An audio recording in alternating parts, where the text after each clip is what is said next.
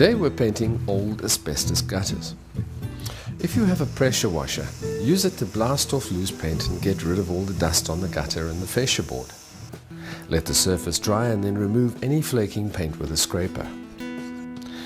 Run over the surface with a rough 100 grit sandpaper. You don't have to sand too much, just feather the edges of the remaining paint. This will get you a really good finish. Brush off the excess dust with a small hand broom and we're ready to paint.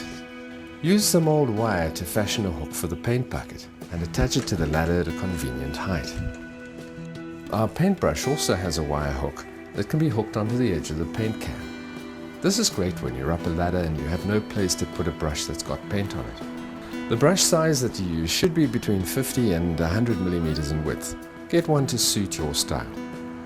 There's no need to prime the gutter as the asbestos surface is rough and the paint is a good surface to grip onto. We're using Plascon's Wall and All for this job. Wall and All is a very good general purpose paint and it's water based, so brushes and rollers can be cleaned with water, which makes the job a lot easier. This is a tough job. You're up a ladder all day and you're working above your head with the brush. You don't want to have to do it again for at least 10 years. A second coat of Wall and All provides the protection from the sun and the wind and the rain that will make the gutters look beautiful for a long time. Once the fascia painting is complete, the roof edges look fantastic. We'll be painting this entire house over the summer and we'll film some of the repairs as we go along. Look for the wooden window renovation movies that are coming soon. They are really interesting.